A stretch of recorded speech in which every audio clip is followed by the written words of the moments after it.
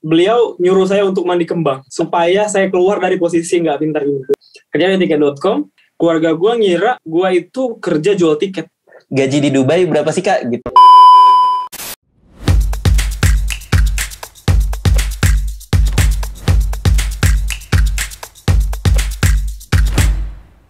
Oke, assalamualaikum warahmatullahi wabarakatuh. Balik lagi bareng gue Rizky Kurniawan. Buat teman-teman yang udah biasa nonton channel ini, biasanya gue ngobrol sama desainer. Nah, di obrolan kali ini agak sedikit berbeda. Gue ngobrol bareng seorang software engineer. Sekarang dia lagi nggak di Indonesia. Biar lebih enak, kita langsung kenalan aja. Silakan Kak Faisal, kenalin dirinya dulu. Sekarang lagi sibuk apa? Silakan. Ya, kenalin nama gue Faisal Morensyah, panggilannya Fai atau Faisal. Sekarang kesibukannya kerja di salah satu perusahaan IT di Dubai sebagai software engineer. Di Dubai hampir 2 tahun, tapi kalau untuk di bidang software engineer tuh sebagai programmer kurang lebih ya 5 tahunan lah. Oke, mantap. Nah, sebelum ke karirnya, kita ulik di perkuliahan dulu. Jadi Kak Faisal ini adalah salah satu, bisa dibilang kakak tingkat gue, tapi kita nggak satu jurusan. Terus kenalnya juga nggak di kampus. Mungkin sempat saling lihat gitu, cuma nggak kenalnya ketika musim-musim clubhouse gitu. Jadi sering-sering ngobrol. Terus juga kita ada di satu komunitas anak-anak Palembang, namanya Palembang Digital. Buat teman-teman Palembang yang dengerin video ini mungkin bisa join ke Palembang Digital. Jadi dulu Kak Faisal kuliah di Universitas Sriwijaya, itu jurusannya Teknik Informatika. Kak Faisal angkatan berapa Kak? Masuk kuliah tahun berapa? 2010 ya? Angkatan 2010. Oke, masuknya 2010. Berarti awal kenal coding itu di perkuliahan atau gimana Kak? Bisa ceritain dikit nggak? Baru pertama kali mulai ngoding itu sebenarnya baru pas mulai kuliah. Jadi dari mulai SMP, SMA belum pernah kenal sama coding sama sekali. Bahkan pegang komputer itu pertama kali waktu SMK. Jadi gua tuh bukan SMA tapi SMK, STM lah sebutannya dulu. Kita tuh jurusannya teknik pembangkit tenaga listrik, jadi nggak megang komputer sama sekali, lebih banyak megang listrik, megang saklar, pegang kabel-kabel. Terus ada pelajaran bikin PowerPoint. Nah itu pertama kali pegang komputer. Itu kira-kira kelas 1 SMA. Kelas 2 SMA baru megang komputer untuk browsing internet di warnet. Itu pertama kali. Terus dulu cita-citanya pengen jadi hacker, yang nge-hack Facebook, nge-hack Twitter, terus ngoding di Friendster. Dulu kan Friendster ngodingnya pakai itu kan, pakai HTML. Iya, HTML. Berarti zaman-zaman Friendster. Waktu awal-awal Facebook muncul kan 2008-2009 ya? Nah, itu berarti pas baru-baru muncul itu Kak Faisal baru kenal internet gitu ya? Iya, betul. Sebenarnya sebelum itu sudah kenal internet, tapi kayak nggak terlalu deket lah. Jarang pakai. Belum tahu manfaatnya apa, belum tahu. Oke.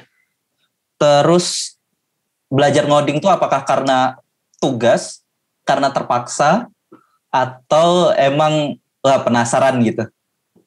Oke. Jadi dulu awalnya sama sekali nggak tahu jurusan komputer itu mau ngapain. Terus jurusan di teknik informatika itu ngapain sama sekali nggak tahu. Jadi bisa dibilang ini jurusan kecebur. Terus juga belum tahu kenapa harus ngoding ini gunanya buat apa, belum tahu sama sekali. Jadi semester 1, semester 2 lumayan ketinggalan. Kan dulu orang-orang tuh kalau dia SMA-nya di Palembang biasanya udah ada tuh kurikulum di sekolah, atau mereka sudah biasa main game di warnet. Mereka udah biasanya main-main yang coding-codingan. Tapi kalau gua itu belum sama sekali. Jadi semester 1, semester 2 tuh agak telat. Dan bisa dibilang ini kecebur. Mau nggak mau harus dilanjutin. Dan ya udah dilanjutin sampai sekarang. Jadi sama sekali nggak tahu dulunya. Berarti sempat ketinggalan itu gimana Kak? Apakah teman-teman yang lain udah bisa, terus Kak Faisal masih struggling belajar coding, dan itu tuh ketinggalan itu kesulitannya di mana sih Kak? Mungkin ada teman-teman yang senasib gitu, kayak ngerasa salah jurusan, terus ngerasa kecebur nggak sengaja gitu? Pasti. Jadi sebenarnya di jurusan teknik informatika ini dulu belum terlalu populer, 2010 belum terlalu populer apalagi di Palembang. Kalau di tempat lain pasti udah populer, tapi contohnya di Jawa gitu, di Jakarta atau kampus-kampus di luar Palembang, khususnya di Jawa. Tapi kalau di Palembang tuh 2015 tuh kalau nggak salah umur teknik informatika tuh baru 4 tahun di Unsri. Dan salah satu kampus negeri yang punya teknik informatika itu kan Unsri dulu kan, salah satu yang terbesar. Tapi itu baru 4 tahun umurnya, jadi belum terlalu populer dan belum ada banyak yang tahu jurusan ini ngapain kayak gitu. Jadi waktu pertama kali belajar itu sangat ketinggalan. Teman-teman tuh terutama teman-teman yang dari kota, dari Palembang. Saya kan bukan dari Palembang, tapi dari kampung lagi. Nah, teman-teman yang dari Palembang itu udah cepet menangkap pelajaran, udah cepet harus kayak gimana. Tapi kalau gue itu agak telat, jadi agak lumayan on lah ya. Jadi waktu di awal-awal semester 1, semester 2, salah satu dosen kita, beliau dulu ngasih kategori mahasiswa yang pintar, sedang, dan nggak pintar. Jadi dikasih 3 kategori. Nah, di kategori ini tuh saya selalu masuk ke kategori yang tidak pintar. Jadi tempat duduknya dipisahin. Jadi dibikin kategori. Oke. Jadi ini pintar, nggak pintar, pintar, sedang, dan nggak pintar. Nah, selama 2 semester saya selalu di posisi nggak pintar. Sampai suatu hari waktu lagi ujian, beliau nyuruh saya untuk mandi kembang supaya saya keluar dari posisi nggak pintar gitu. Kayak gitu, saking on-nya di bidang programming. Oke, itu berarti dia kayak ini ya, udah nyerah juga ya. Ya udah lalu cobain mandi kembang gitu. Terus apa Kak yang ngebikin Kak Faisal tuh kayak gue harus bisa nih gitu. Gue gak boleh ketinggalan terus gitu. Jadi sebenarnya itu momen semua orang lah sebenarnya. Semua orang pasti ngalamin momen hal yang sama pas mereka sudah ada di posisi terbawah. Nah, lowest point of my life saat itu adalah gua tuh nggak bisa ngapa-ngapain tentang ngoding, bener-bener clueless dan nggak tahu harus ngapain. Terus kayaknya harus keluar dari posisi ini, mau nggak mau, karena kan kita kan lagi kuliah, kita punya tanggung jawab untuk keluarga. Keluarga juga bukan keluarga yang berada lah ya, yang kayak bisa mensupport kita segalanya. Jadi kita mau nggak mau harus ngasih hal lebih supaya kita tuh bisa sukses, at least untuk kita sendiri dan nggak nyusahin keluarga lagi. Jadi akhirnya dengan berbekal mental tidak ingin DU, okay. akhirnya dan masih semester 2 kan, akhirnya saya memutuskan untuk belajar programming at least dalam 1 hari itu minimal 3 jam harus ngoding. Dan itu tuh juga pesan dari dosen saya dulu. Intinya, programming itu bukan tentang kecerdasan, tapi tentang komitmen dan resisten. Jadi kita tuh harus ngelakuin semuanya dan harus melalui beberapa puluh ribu jam. Jadi saya punya konsep 10.000 jam pertama untuk belajar sesuatu. Dan itu tuh memang berhasil buat saya. Jadi buat teman-teman tuh, misalnya, kayaknya ini bukan cuma di programming deh, di semua bidang. Memang kita butuh satu momen di mana kita tuh harus ngegrasp semua ilmu basicnya supaya kita mudah buat accelerate. Intinya kita nggak akan bisa untuk ambil semua yang di atas kalau kita nggak punya basic foundation yang kuat gitu ya. Gitu. Yeah. Jadi waktu itu saya ingat semester 2 terus semester pendek saya ngabisin waktu 1 bulan tiap hari ngehatamin 1 buku. Jadi bukunya itu buku judulnya adalah Algoritma dan Pemrograman 1 dan 2. Jadi punya 2 series. Saya hatamin dalam waktu 1 bulan. Pokoknya 1 bulan itu saya bisa hatam buku itu dengan cara ngebaca dan ngepraktekin semua isinya. Gitu.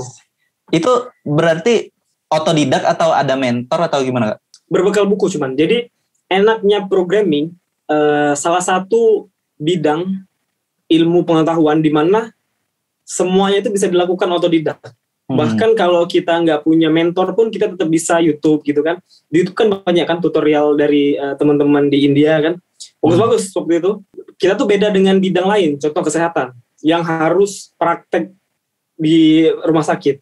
Kita tuh bidang yang cuman membutuhkan komitmen dan laptop serta internet yang bagus.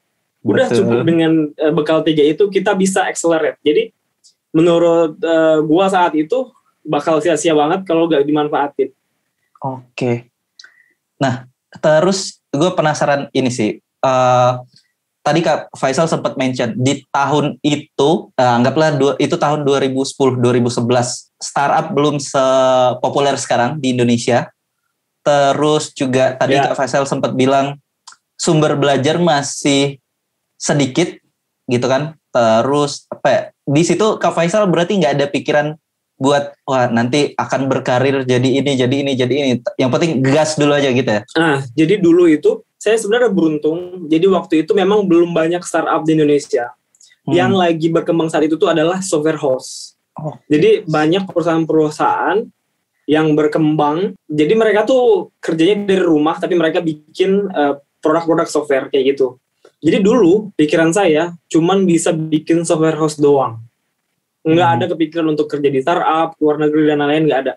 Waktu itu Tokopedia tuh kayaknya kantornya masih di Ruko, kalau nggak salah waktu itu. Mereka baru mulai dan kantor mereka masih di Ruko di daerah Sleepy kalau nggak salah. Iya, di Sleepy. Di daerah Sleepy situ. Pokoknya belum ada startup di Indonesia tuh sama sekali belum ada, yang gede banget belum ada. Satu yang gede itu mungkin Game Studio, Agate sama ya. Kaskus. Oh iya, Kaskus. Jadi dulu yang terkenal tuh Kaskus sebenarnya. Ya itu tuh zaman-zaman Kaskus. Kan kantor Kaskus tuh gede banget dulu. Bagus. Pokoknya itu idaman lah kalau pengen kerja di situ. Kalau dulu kayak gitu, belum banyak. Oke. Nah, kalau tadi tentang kuliah setelah struggle belajar ngoding gitu, boleh ceritain nggak sih Kak? Kalau di apa ya yang gue alami ketika kita lulus fresh graduate gitu kan, terus kita lihat lowongan, kita apply gitu. Nah, di situ kan rata-rata harus punya pengalaman ya. Sementara kita belum punya pengalaman ya kita mau kerja biar dapat pengalaman. Nah, itu Kak Faisal struggle juga nggak sih di situ? Salah satu strateginya adalah sebenarnya teman-teman yang pengen apply tapi butuh pengalaman kerja sebagai requirement, memang saya dulu sempat mengalami. Cuman bagusnya saya cepat sadar. Jadi memang yang dibutuhin itu bukan pure pengalaman kerja, tapi pure pengalaman mengerjakan sesuatu.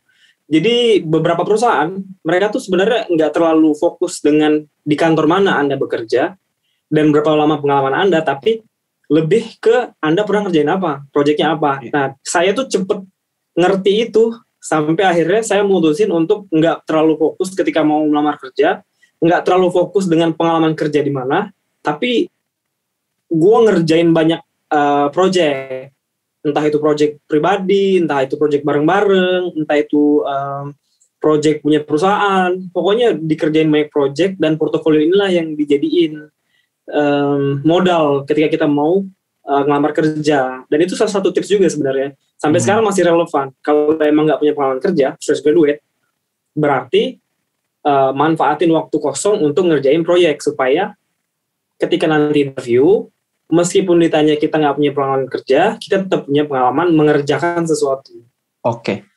Nah, tadi Kak Faisal sempat mention portfolio, dan menurut gue di seluruh role yang kayak skill based gitu ya, yang kayak role-nya jelas, misalnya designer, engineer, data analytic atau apapun, itu emang butuh portfolio. Nah, gue penasaran gimana sih kalau portfolio engineer tuh gimana sih Kak? Apakah showcase website yang live atau showcase sesuatu, atau cukup dengan ngasih list pernah ngerjain ini dan nantinya kita bisa ceritain itu, atau ada bentuk lain gitu? Ya, jadi ada beberapa tipe proses. Sebenarnya kalau kita cuman baru di tahap awal interview, untuk teman-teman yang skill base, mereka nggak terlalu banyak bertanya lebih spesifik. Kita ngerjain apa, terus di mana produknya, kayak gimana bentuknya, mereka nggak terlalu. Biasanya mereka cuma akan screening, kita ngerjain apa kan, cukup sampai di situ. Nah, tapi ketika sudah ketemu user, biasanya mereka akan lebih spesifik. kita ngerjain apa. Nah di sini strateginya adalah untuk orang-orang kayak misalnya contoh desainer atau programmer, spesifik ke engineer ya. Kalau di engineer itu kita punya beberapa tempat untuk showcase produk kita. Salah satunya GitHub. Di GitHub itu kita bisa publish apa yang kita kerjain, kasih deskripsi yang jelas supaya bisa dilihat recruiter, dan kita juga bisa show ke mereka ketika lagi interview, atau kita kontribusi ke open source sehingga nama kita bisa ada nanti di aplikasi open source itu. Kita juga bisa showcase ini untuk recruiter, atau kita juga bisa bikin website kita ngerjain apa. Nah, kalau di combine ini tuh bisa jadi strategi untuk showcase aplikasi kita, produk kita sebagai engineer gitu. I see. Berarti kurang lebih sama ya. Kalau desainer kan lebih ke showcase project singkatnya dulu. Nah, nanti ketika present pas interview kita baru ngasih yang cara kita ngerjainnya gimana, terus reasoning kita apa ngerjain ini gitu-gitu ya. Oke. Nah, dulu berarti Kak Faisal lulus tahun berapa Kak? 2015 ya? 2014? 2015. Oke. 2015 itu gue semester 6. Berarti kuliahnya 4 tahun lebih ya? 5 tahun? Hampir 5 tahun. Hampir 5 tahun ya. Kita sama. Terus, nah setelah lulus itu apakah udah langsung memutuskan gitu? Kan biasanya galau ya. Kalau yang gue alami dulu galau kayak, ya ini mau kemana ya? Apakah mau jadi PNS atau karyawan BUMN atau mau ke startup? Nah gue anak kuliah tuh kan kayaknya yang penting lulus dulu. Tapi setelah dia wisuda, besoknya wah mau ngapain ya gitu. Nah kalau di case-nya Kak Faisal gimana? Dulu gue waktu pertama lulus nggak langsung kerja. Gue bikin produk dulu. Jadi sama teman-teman bikin produk. Barengan sama salah satu investor lah dulu di Palembang. Bikin produk dulu. Setelah beberapa bulan, produknya agak susah dimonetize. Dan biasalah orang tua ngelihatnya kita harus bisa ini kan, harus bisa struggle itu harus bisa punya responsibility juga, jangan minta uang lagi, kok udah lulus masih minta uang dan lain-lain. Betul. Akhirnya struggle dengan kondisi yang kayak gini, gue mutusin untuk kerja. Gue diterima di salah satu perusahaan, di salah satu startup di Indonesia. Akhirnya memutuskan untuk kerja di salah satu startup. Nah tapi pengalaman gue ngebikin produk dan fail, ini sebenarnya salah satu pengalaman berharga. Yang bisa jadi bisa jadi hal yang kita bawa juga nanti ketika kita mau kerja kayak gitu. Jadi sebenarnya fail itu dulu waktu gue pertama kali lulus, meskipun fail gue nggak nyesalin sama sekali karena sebenarnya banyak banget pengalaman yang dapet. Kita juga pernah bikin produk dari nol, kolaborasi dengan teman-teman yang lain ya gitu. Jadi dulu sempat bikin produk dulu, galau karena keluarga you know lah gitu ya. Akhirnya bekerja, akhirnya baru bekerja. Oke. Terus gue sempat ngepoin LinkedIn. Nah, walaupun role-nya tetap sama, software engineer, tapi sempat bekerja di salah satu bank milik negara gitu ya. Nah, itu bisa cerita nggak kenapa memilih ke situ dan kenapa abis itu kayak cabut lah gitu, mau coba ke startup company gitu. Itu salah satu kegalauan dengan keluarga karena kan setelah bikin produk gagal, kerja di startup. Nah kerja di startup ini, oke kita sebut startup ya. Jadi gue kerja di tiket.com. Keluarga gue ngira gue itu kerja jual tiket. Oh I see. Jadi keluarga gue ngira gue itu kerja jual tiket. Dan tau gak pertanyaan keluarga gue apa waktu itu? Terutama bokap.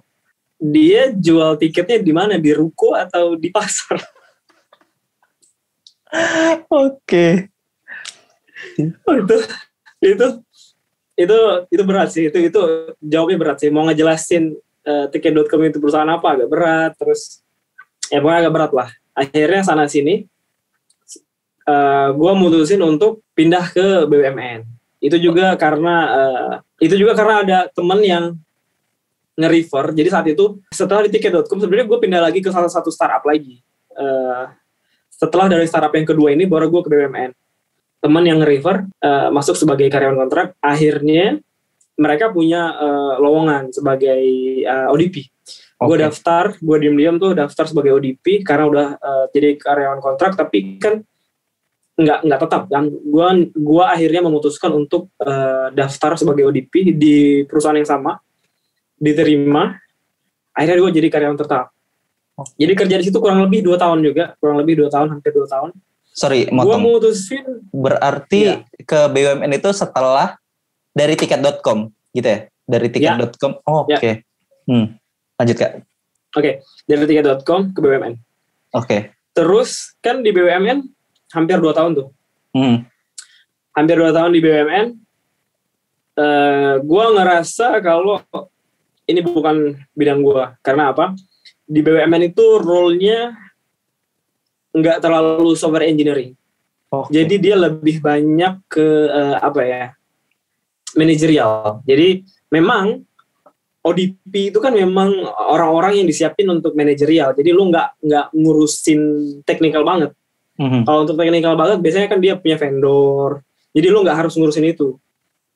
Sedangkan software engineering itu kan bidangnya luas banget. Dan gue masih ngerasa gue harus belajar banyak dulu dengan bikin produk dari nol.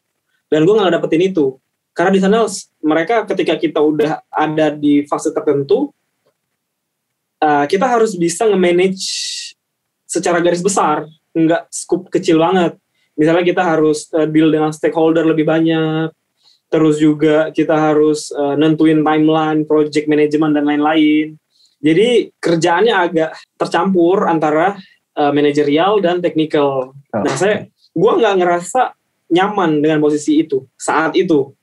Akhirnya gue mutusin untuk open, jadi software engineer lagi. Pas gue lagi open kayak gitu, senior gue yang di tiket.com pertama nawarin balik lagi gue untuk balik lagi ke tiket.com. Baru aja diakuisisi sama blibli.com. Mereka lagi ekspansi tim, ekspansi semuanya.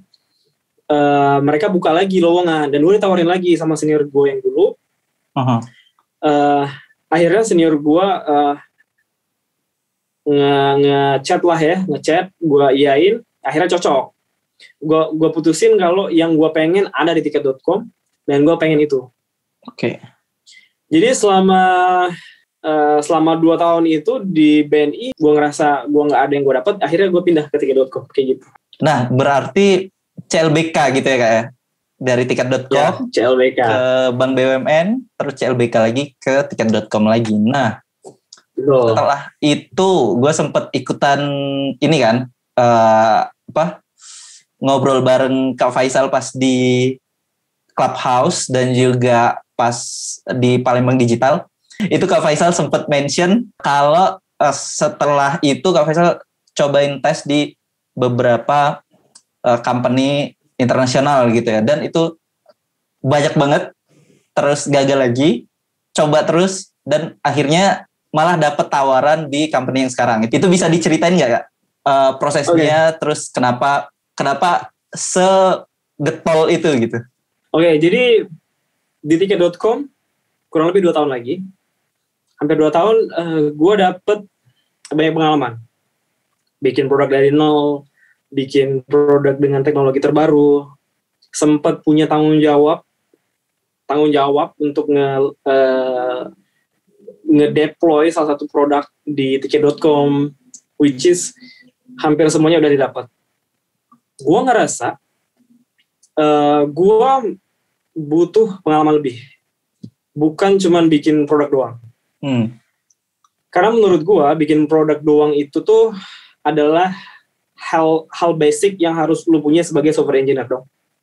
Tapi gue mau dapat exposure yang lebih gede. Nah untuk itu gue memutuskan untuk daftar di perusahaan lebih gede dari tiket.com. Gue daftar di Fang Company. Fang itu singkatan dari Facebook, Apple, Netflix, Google gitu. Gue memutuskan untuk join dan apply di perusahaan itu. Gue beberapa pengalaman gue di approve dan dapat kesempatan untuk interview di perusahaan ini, di perusahaan sekelas Google dan lain-lain ini. Tapi gagal juga. Tapi gue nggak ngerasa itu gagal, karena gue ngerasa memang setiap kali gue gagal, gue ngedapetin hal baru yang sebenarnya bikin gue ngerasa gue emang wajar gagal, karena gue nggak tahu ini gitu.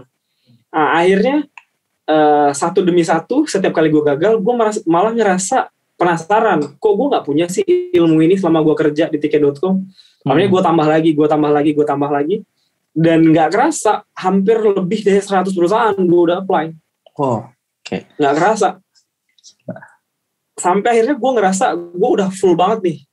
Pokoknya kalau interview ini tuh kayak gini, yang ditanya kayak gini, mereka pasti akan prefer stack yang kayak gimana, solusinya kayak gimana, udah ada patternnya. Oke. Sampai gue tuh setiap kali interview kadang-kadang nggak terlalu fokus karena udah hafal. Beberapa perusahaan ada yang nerima untuk ngajak kerja di situ, tapi gue tolak karena nggak cocok aja dengan, ada yang nggak cocok aja dengan culture mereka dan lain-lain. Tapi lebih banyak nggak diterima daripada diterima. Tapi 1-2 adalah yang menerima, yang ngajak kerja di situ. Akhirnya ada satu momen di mana gue ngerasa gue nggak terlalu bagus untuk kerja di luar negeri. Gue nggak sebagus itu. Gue ngerasa gue cuman programmer mediocre lah, yang nggak tahu apa-apa, yang kayak ilmunya masih biasa-biasa aja, bukan orang yang kayak talented programmer as someone said, ya kan? Bukan talented programmer. Akhirnya gue nyerah, dan gue mutusin untuk fokus dengan ilmu yang gue dapat dari interview ini, dan gue implementasiin ke tiket.com. Momen gue nyerah itu, gue inget banget, Desember 2019. Gue inget banget, Desember 2019, gue bilang ke teman gue, yang nemenin gue dari awal untuk interview ini, gue udah stop, gue gak akan lanjut lagi untuk kerja di luar negeri. Gue akan fokus di tiket.com dulu, dan gue mau ngembangin skill di sini. Karena sebenarnya cocok kerja di tiket. Nah, momen gue ngomong kayak gitu, gue dapet tawaran di satu perusahaan di Dubai, Talabat namanya. Gue research tentang Talabat, gue nggak terlalu suka nih dengan Talabat awalnya, karena gue nggak pernah dengar ada startup bagus dari Arab. Kedua, gue jarang dapat exposure kalau startup bagus tuh ada di Dubai. Biasanya kan di Silicon Valley dan lain-lain. Oke. Tapi gue suka dengan proses interviewnya, karena mereka itu proses interviewnya terjadwal benar-benar bagus. Mereka bikin schedule ke kalender kita. Setiap kali mau interview, mereka kasih tahu kisi-kisinya. Setiap kali selesai interview, mereka akan kasih tahu kekurangan kelemahannya. Total ada 3 kali interview. Nah, gue ngerasa ini perusahaan emang nggak terlalu terkenal menurut gue saat itu. Tapi recruiter dan HR-nya bagus banget nih approach-nya ke gue. Dan gue ngerasa nyaman. Akhirnya, sebenarnya dari semua interview yang gue lakuin di Talabat ini, ada satu momen gue yang enggak terlalu pede. Jadi dia nanya beberapa pertanyaan, gue gagal hampir 50% pertanyaan itu, gue gak bisa jawab. Tapi gue gak tahu kenapa mereka ternyata tertarik dan memutuskan untuk hire gue. Akhirnya gue terima untuk kerja di situ. Kayak gitu. Dan setelah gue research lebih dalam lagi, ternyata memang perusahaan gede. Kalau setelah gue di Dubai, gue baru tahu nih, perusahaan ini tuh adalah anaknya Delivery Hero, dia satu grup dengan Zomato, Foodpanda, dan mereka ada di seluruh dunia, dan ini region yang di Middle East and Afrika gitu. Salah satu perusahaan populer di sini. Tetap sampai nih ke Dubai, ya kan, dari Batu Raja, sebuah kota kecil di Sumatera Selatan, sampai Dubai nih. Nah, itu kan pas proses interview, terus sekarang juga pas kerja, pasti pakainya bahasa internasional, which bahasa Inggris gitu ya Kak. Dan gue sempat nemuin beberapa temen yang kayak, anjir bahasa Inggris gue gak pede gitu. Nah itu ada tips gak dari Kak Faisal, kayak ya gue yakin orang Indonesia sebagus-bagusnya bahasa Inggrisnya juga, karena kita itu bukan bahasa native ya, bukan bahasa sehari-hari, pasti ya nggak jauh-jauh beda banget gitu kan. Paling yang bagus banget itu yang kayak tadi yang sering latihan gitu. Nah itu ada tips Ya, nggak sih betul. dari Kak Faisal? Sebenarnya pertanyaannya pertanyaan yang banyak ditanyakan oleh teman-teman Ya, saya betul. yang mau keluar juga. Jujur bahasa Inggris gue jelek banget. Waktu interview hahaha hehehe. Banyak yang nggak ngerti. Satu hal yang harus kita pastikan ketika kita mau kerja di luar negeri, kalau kita nggak ngerti bilang nggak ngerti. Kalau kita ngerti bilang ngerti. Jadi penting banget untuk nanya lagi dan nanya lagi sampai kita benar-benar sama ekspektasinya. Jadi misal contoh dia nanya, jalannya lewat sini atau lewat sana? Dia bilang lewat sini.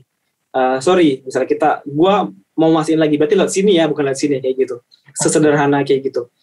Terus kalau bahasa Inggris jelek kayak gimana? Gue jujur awal-awal kesini tuh tipe yang bacot banget bahasa Indonesia, tapi diem banget kalau bahasa Inggris. Karena nggak tahu mau ngomong apa, culture shock juga, orang-orang kayak gimana jokesnya gitu-gitu, nggak terlalu paham. Culture shock juga. Jadi awal-awal itu gue agak pendiam, tapi untuk strategi supaya kita bisa stand up, kita kan harus sebagai new hire kan juga nggak boleh diem-diem dong. Ya. Kita harus nunjukin kalau kita memang pantas ditaruh di tim tersebut ya kan. Gue waktu itu awal-awal gue nggak banyak ngomong, tapi gue banyak nulis. Jadi meski gue nggak banyak ngomong, tulisan gue banyak dulu. Gue bikin blog, bukan bikin blog. Gue bikin tips, gue bikin trik, gue bikin analisa, gue bikin RFC. RFC itu kayak request for comment tuh. RFC itu stands for request for comment. Jadi intinya kita kalau mau bikin sesuatu, kita siapin dulu dokumen RFC namanya. Nanti itu gue akan bikin ini kayak gini. Pokoknya ada formatnya. Gue bikin RFC, gue bikin RCA. RCA itu analisis dari suatu masalah. Jadi banyak banget dokumen yang sebelumnya belum ada, itu gue yang nyiapin untuk squad gue. Oke. Jadi mereka tuh kerja. Kadang-kadang kita ngelakuin hal yang sama berulang-ulang. Jadi gue tuh ngebikin dokumen ini untuk kebutuhan tim gue. Jadi kalau ada apa-apa mereka cukup datang ke dokumen itu aja, nggak usah susah-susah. Dan gue banyak ngelakuin analisis berdasarkan data. Jadi ini salah satu strategi gue di awal-awal supaya gue bisa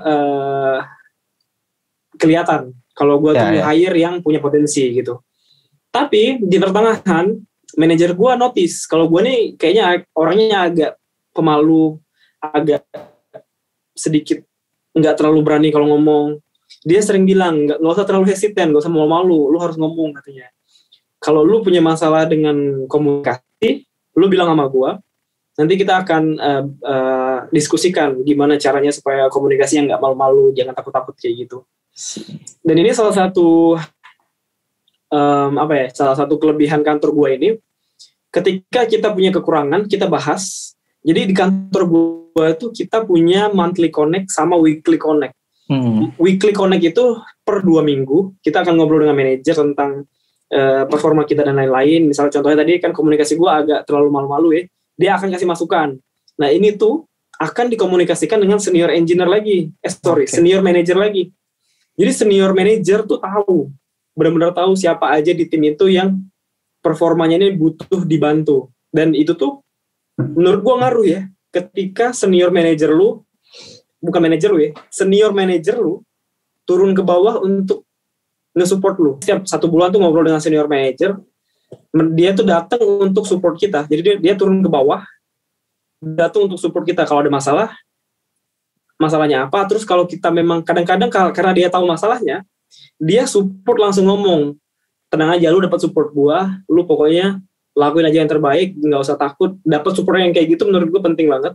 Dan itu yang bikin gua jadi akhirnya punya kepercayaan diri untuk bacot bahasa Inggris. Akhirnya sekarang gua kalau ngomong bahasa Inggris, ya udah bacot aja, sama aja kayak bacot bahasa Indonesia, nggak terlalu bener grammarnya, tapi yang penting mereka ngerti. Ya, berarti poinnya sebenarnya kalau kalau ketakutan berbahasa Inggris itu, ya kita ngatasinnya dengan kepercayaan diri, dan tujuan bahasa itu kan sebenarnya buat komunikasi. Kayak selagi apa yang mau kita komunikasiin itu nyampe, it's okay gitu kan ya. Oke. Betul. Untuk di level tertentu ya, di level tertentu. Ya, benar. Kalau kita yang masih pemula lah ya, kayak kita masih di bawah 7 tahun, 8 tahun tuh masih kayak building career gitu kan. Itu kayak, apa ya, kalau kita nggak pede, menurut gue ya, kalau kita nggak pede, itu malah jadi, ya kita akan nggak pede betul. terus gitu. Oke. Betul. Gue sempat ngelihat, itu tuh bukan terjadi di profesi teknologi aja gitu. Kayak di profesi apapun, kita nemuin orang-orang yang ada pedagang yang sukses, ada pedagang yang biasa aja, ada yang nggak sukses. Ada juga dokter yang sukses, ada yang nggak, ada yang biasa aja gitu kan. Di semua profesi. Apa sih menurut Kak Faisal yang ngebedain di ketiga orang ini gitu? Bisa secara software engineer atau secara general, nggak apa-apa. Itu pertanyaan susah sih ya. Definisinya apakah beda-beda untuk setiap orang. Ada yang kerja buat keluarga. Ya. Jadi selama dia bisa membiayai keluarga, dia bisa bikin seneng keluarga, dia udah sukses. Oke. Terus juga ada yang kerja karena ingin biayai diri dia sendiri. Contoh, dia pengen kuliah lagi atau dia pengen belajar lagi, dan at least dia bisa biayai diri sendiri, dia udah sukses. Tapi menurut gua, software engineer yang bagus ya menurut gua. Yeah. Ini menurut gua pribadi. Semoga nggak ada yang tersinggung. Enggak lah, kan opini. Opini gua, menurut gua. Software engineer yang bagus itu yang bermanfaat. Jadi dia itu punya ilmu dia itu dikasih ke orang lain lagi. Jadi bukan cuman habis di dia. Kan kita tuh belajar, kita tuh selalu dapat ilmu dari orang yang nggak pernah kita sangka. Contoh, misalnya kita lagi punya kesulitan, kita nanya di satu forum, ada satu orang yang jawab kita.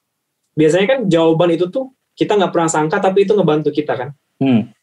At least kalau orang punya kesulitan yang sama, at least ada junior kita punya kesulitan yang sama, paling enggak kita bisa bantu dia untuk nge-solving problem itu.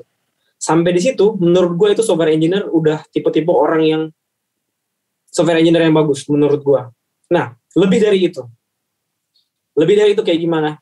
Jadi beberapa software engineer itu punya kelebihan komunikasinya bagus. Jadi beberapa orang itu sering hadir di beberapa acara untuk ngasih tahu beberapa teknologi yang baru, gimana cara mudah untuk ngebikin sesuatu, gimana cara menghindari common mistakes, yang kayak gitu. Menurut gua, orang-orang yang punya kelebihan untuk ngomong, sharing di acara publik, bukan casual ya, yang kita ngobrol one-on-one atau ngobrol di kantor, tapi di acara yang publik, itu menurut gue software engineer yang udah sukses menurut gue ya, karena dia punya kelebihan untuk menjelaskan sesuatu dengan cara yang lebih mudah daripada ketika dia belajar waktu itu. Jadi kan lu sering pasti belajar hal yang sulit banget, tapi ketika lu ngerti, lu bisa ngejelasin dengan cara yang mudah banget. Nah menurut gue orang-orang yang kayak gini itu adalah contoh software engineer yang keren, yang bagus lah, yang keren gitu. Berarti kayak how to make it easier gitu ya. Mantap. Ya gitu. Nah, mungkin ini pertanyaan terakhir gitu ya. Ada nggak sih Kak, dari Kak Faisal sendiri, apa sih yang bisa kita lakuin buat keep grow up gitu as a personal ataupun as a profesional gitu? Oke, dari gue sebenarnya simple. Buat gue butuh uang. Jadi karena gue butuh uang, jadi gue harus tetap keep up my professionality. Gue harus tetap get things done. Apa yang jadi tanggung jawab tetap harus diselesaikan, sesimpel itu. Tapi akan ada momen lu ngerasa stuck kalau motivasinya cuma itu. Jadi akan ada beberapa momen ketika lu di umur berapa, lu udah stuck banget nih, lu nggak bisa ngerjain apa-apa lagi.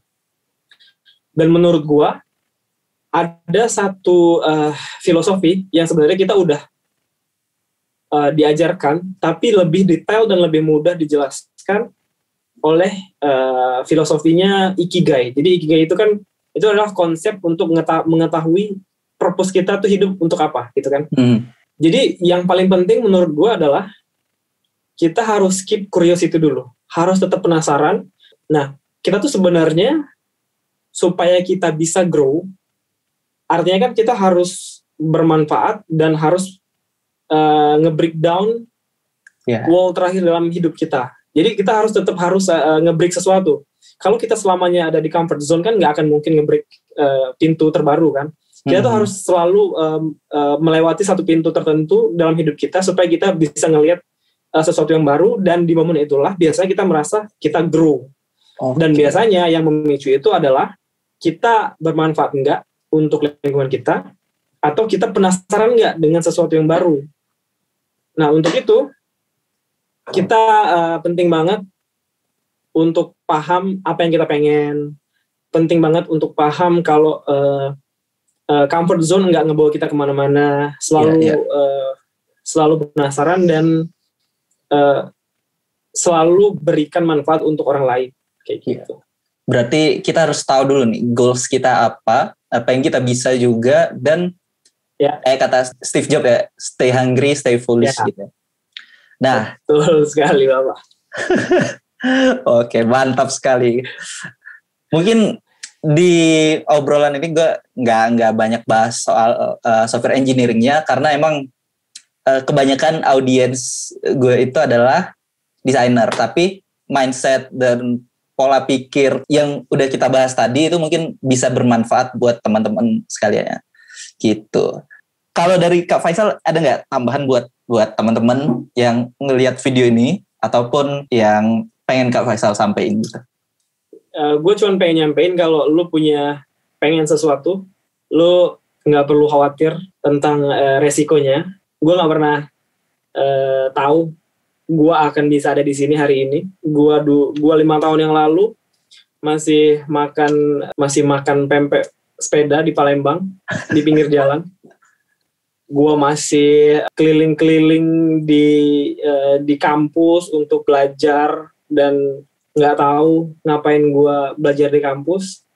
Dan sekarang gue udah ada di sini, gue nggak pernah tahu kalau gue akan pernah ada di sini. Yang jelas, jangan pernah close possibility untuk diri lo menggapai sesuatu, karena lo nggak pernah tahu, benar-benar lo nggak akan pernah tahu limit lo di mana. Ya, dimaksimalin aja dan stay safe dimanapun kalian berada. Oke, mantap. Oke, daging sekali obrolan kali ini. Semoga bermanfaat buat teman-teman yang mendengarkan. Kalau yang nggak dengerin sampai habis ya rugi sih. Ya, kalau yang mau follow-followan sama Kak Faisal di LinkedIn atau di Instagram, nanti gue kasih linknya di bawah. Terakhir mungkin Kak, gaji di Dubai berapa sih Kak gitu? Kalau mau tahu gajinya berapa, coba interview sampai dapat offer gitu aja. Itu aja mungkin sesi kali ini. Thank you Kak Faisal buat waktunya. See you on the next video.